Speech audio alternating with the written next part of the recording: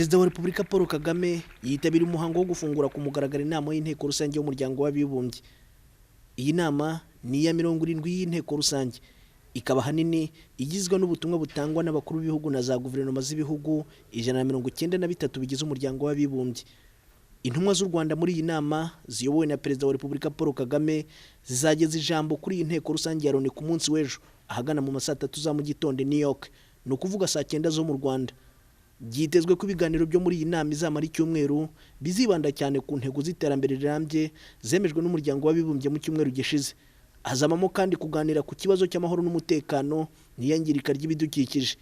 Ibibazo byanumvikanye mu butumwa bwatanzwe na Perezida wa Amerika Barack Obama ndetse n'umunyamabanga mukuru wa Loni Ban Ki-moon. Bashimangiye ko hakwiye ubufatanye mu gushaka umuti w'intambara ziri hirya no hino ku isi ubu zanateje ikibazo gikomeye cy'impunzi.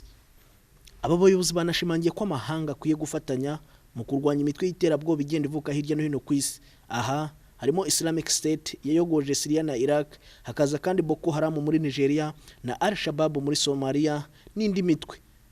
Nyuma yo kwitabira imirimo yo gufungura iyi nama, Perezida wa Repubulika Paul Kagame yakiriye kandi anagirana ibiganiro na Minisitiri w'Intebe w'Ububiligi Charles Michel. Abayobozi bombi baganiriye ku mubano hagati y'u Rwanda n'Ububiligi.